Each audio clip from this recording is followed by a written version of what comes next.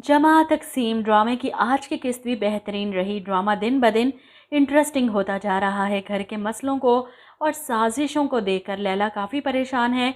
इसने इस तरह का माहौल अपनी ज़िंदगी में कभी नहीं देखा।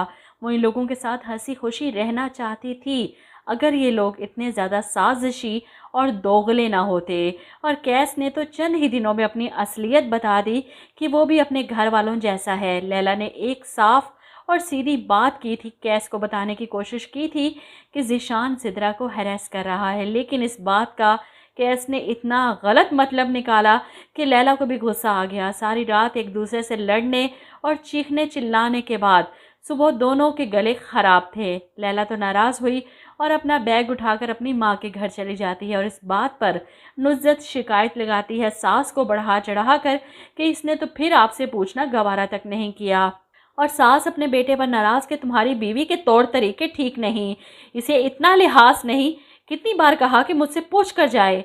अब शोहर से लड़ाई होने के बाद बीवी गुस्से में पहले सास के पास आए, इनसे इजाज़त ले कि मेरी लड़ाई हो गई है आपके बेटे से, तो क्या मैं अपनी माँ के घर जा सकती हूँ? कितना ऑकवर्ड लगेगा। ठीक है, घर में बड़े मौजूद हैं, आम हालात में बंदा कहीं निकलता है तो बड़ों को बता कर जाता है और अच्छी बात भी है, इसमें कोई मजाक भी नहीं, लेकिन इस बात को अपनी अना का मसला बना लेना गलत है।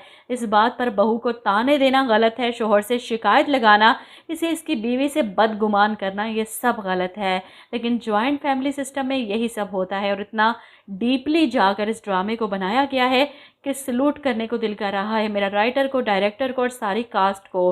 खैर अगली किस्त में आप देखेंगे कि ऐस अपने दोस्त से ये सारी बातें शेयर करता है ऑफिस में और वो भी यही मशवरा देता है कि तुम अलग घर ले लो, भाभी की बात गलत नहीं है, इस तरह तुम दोनों का रिश्ता बच सकता है, लड़ाई झगड़े नहीं होंगे और ज़िंदगी के खूबसूरत दिन एक साथ हंसी खुशी गुजरेंगे।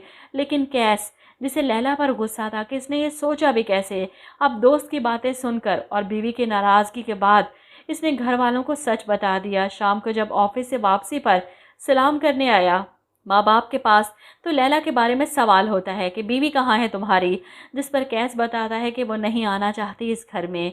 ये सुनकर सब हैरान, क्या मतलब नहीं आना चाहती, जिस पर कैस बताता है कि वो अलग घर में रहना चाहती है।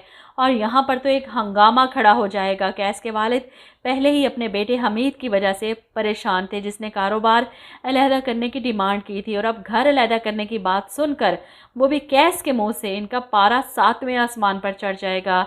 एक अलग होगा तो बाकी दोनों भी अलग हो जाएंगे और इन्हें अपनी फिक्र पड़ गई कि हम कहाँ जाएंगे। इसलिए कैस खूब बातें सुनाई जाती हैं। दोनों भाभियों के सामने इसे जलील किया जाता है कि तुम अपनी बीवी के वजह से हम लोगों को छोड़ना चाहते हो। कितना अच्छा होता अगर मैं तुम्हारी बात कभी ना मानता।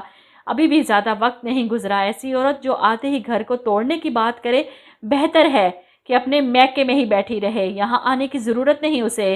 कैस की आंखों में आंसू आ जाते अपने बाप की बातें सुनकर कि तिनका तिनका जोड़कर ये आशियाना बनाया था, इसलिए नहीं कि बाहर से कोई आंधी आए और इसे उड़ा कर ले जाए।